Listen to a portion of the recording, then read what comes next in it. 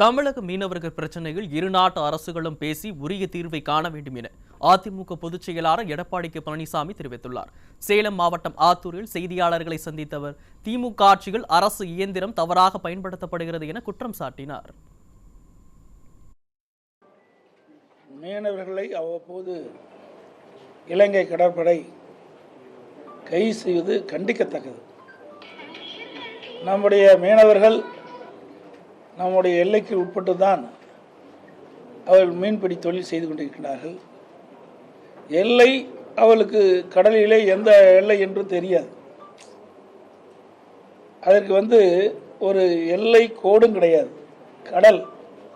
அதில் நம்முடைய மீனவர்கள் ஒரு சிலர் தெரியாமல் அந்த எல்லைக்குள்ளே போனாலும் அதை அவர் வான் பண்ணி அனுப்புவோம்.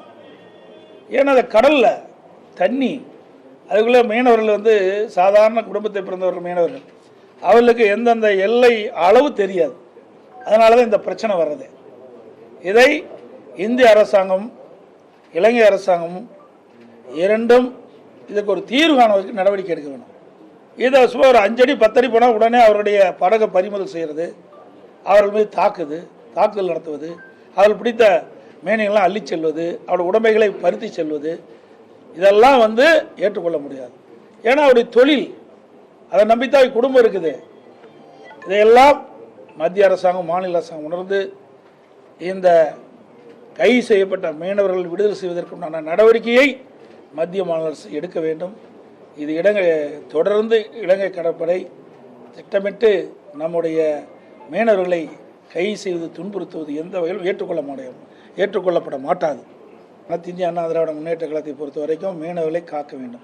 அதற்காக பல்வேறு திட்டங்களை கொண்டாந்து நிறைவேற்றிட்டோம். மீன்பிடி துறைமுகம் நிறைய கொடுத்தோம், மீன் இறக்க தளத்தை அமைச்சோம், ஆழ்கடல் மீன் பிடிக்கிறதுக்கெல்லாம் போட்டுக்கெல்லாம் மானியம் கொடுத்தோம். இப்படி பல சொன்னோம். அதில் இலங்கையில் பிடித்து போன அந்த படகுகள்லாம் ரிப்பேர் பண்ணுறதுக்கு இழப்புகள்லாம் கொடுத்தோம். இதெல்லாம் அதிமுக ஆட்சியில் தொடர்ந்து மீனவர்களை காப்பாற்றப்பட்டது. ஆகவே இன்றைக்கு அந்த கச்சத்தீவை யார் தாரை வார்த்து கொடுத்தது என்று எல்லாத்துக்கும் தெரியும். நீங்கள் ஊடகத்திலையும் போட மாட்டீங்க, எடிட் பண்ணிருக்கீங்க. நான் சொன்னாலும் எடிட் பண்ணிடுவீங்க. யார் உங்களுக்கு தெரியும்? அதில் போய் கேள்வி கேளுங்க. அவையில் அதை கேள்வியே கேட்க மாட்டேங்கிறீங்களே. இந்த மீனவர்கள் பாதிப்பு உள்ளாவதற்கு யார் காரணம்? யாருடைய ஆட்சியில் இந்த கச்சத்தீவை தாரை வார்க்கப்பட்டது? இலங்கை அரசு. அதை முதல் நீங்கள் பகிரங்கப்படுத்துங்க. எதுக்கே விவாதம் மாட வைக்கிறீங்க? அதிமுக இரும்புனா விவாதம் மாட வைக்கிறீங்க. ஆனால் இப்படிப்பட்ட சம்பவம் தொடர்கதையாக இருக்குது. இதற்கு முற்றுப்புள்ளி வைக்கின்ற அளவுக்கு ஒரு விவாத மேடை வச்சு இன்றைக்கு மத்திய மாநில அரசு என்னென்ன நடவடிக்கை எடுக்கணும், ஒரு ஆக்கப்பூர்வமான கருத்துக்களை வெளியிடலாம். ஒன்றும் தவறு இல்லை. சென்னை உட்பட 38 மாவட்டத்திலையும் இது சர்வசாதாரணமாக நடக்குது. திமுகவுடைய லட்சியமே கமிஷன், கலெக்ஷன், கரப்ஷன். இதுதான் தாரக மந்திரம். இது எல்லா மாவட்டத்திலும் நடக்குது. ஒரு மாவட்டத்தில் சொல்லாதீங்க. ஒரு மாவட்டத்தில் வெளியில் வந்துருக்குது, மீன் மாவட்டத்தில் அங்கங்கே இருக்குது. அது மட்டும் இல்லை, தருமபுரியில் திமுக மாவட்ட செயலாளர் அவர் ஆடியோவில் பேசிய அந்த பேச்சுக்கள் எல்லாம் வெளியில் வந்தது. அதில் என்ன சொல்கிறாரு? மாவட்ட நிர்வாகத்துக்கு ஆளுகின்ற அந்த மாவட்ட ஆட்சித்தலைவரை மிரட்டுறார். சட்ட ஒழுங்கை காக்கக்கூடிய மாவட்டத்தில் சட்ட ஒழுங்கை காக்கக்கூடிய மாவட்ட காவல்துறை கண்காணிப்பாளர் மிரட்டுறார். நான் சொல்வது கட்டுப்பட்டு இருந்தால் இங்கே இருக்க முடியும், இல்லாவிட்டால் இங்கே இருக்க முடியாது என்று மிரட்டுறார். ஒரு கலெக்டர் மிரட்டுறாரு, ஒரு எஸ்பி மிரட்டுறாரு. அப்படின்னா சாதாரண அலுவலெல்லாம் எங்கே போய் நிற்க போகிறாங்க? இந்த ஆட்சியில் எவ்வளோ ஒரு மோசமான கொடுமையான நிகழ்வு நடந்துகிட்டு இருக்குது. அரசு எந்திரம் எப்படிலாம் தவறாக பயன்படுத்துது. இதெல்லாம் பத்திரிகையில் போடுங்க. இதுக்கெல்லாம் ஒரு விவாத மேடை வைங்க. இந்த நிகழ்ச்சி வாயிலாக கேட்டுக்கொள்கிறேன். இதுக்கெல்லாம் ஒரு விவாத மேடை வைங்க. தவறு செய்வதை தட்டி கேட்க வேண்டும். ஊடகத்தினுடைய பணி நடுநிலையோடு செயல்படுங்க. மக்களுக்கு சார்ந்த பிரச்சனை, மக்களை சார்ந்த பிரச்சனை என்ற பொழுது ஊடகத்தில் நீங்கள் வெளிப்படுத்தணும். விவாத மேடையில் இதை வச்சு விவாதிங்க. எங்களை பற்றி விவாதிக்கல, விட்டுருங்க. மேலே என்னதான் விவாதிச்சு என்ன பிரயோஜனம்? எப்போ பார்த்தாலும் 8 வருஷமாக என்னை பற்றி தான் விவாதிக்கிறீங்க.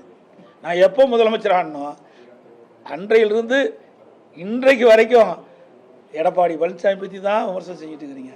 அதிமுக கட்சி பற்றி தான் விமர்சனம் செய்கிறீங்க. திமுகவில் இவ்வளவு அக்குறு நடக்குது, இவ்வளவு அநியாயம் நடக்குது. இதையெல்லாம் ஊடகம் வெளிச்சத்துக்கு கொண்டு வர ஏன் மறுக்கிறீங்க? அதிமுக ஆட்சியில் எத்தனை திட்டத்தை கொண்டாங்க சொல்லுங்க பார்க்கலாம். கொண்டு வந்த திட்டத்தை கூட மூலியமாக நிறைவேற்றலையே. இங்கே புறவழிச்சாலை அமைக்கிறதுக்காக நாங்கள் நடவடிக்கை எடுத்தேன்.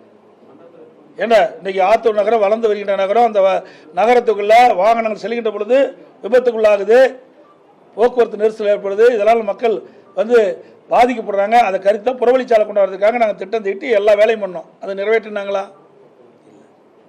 எவ்வளோ திட்டம்.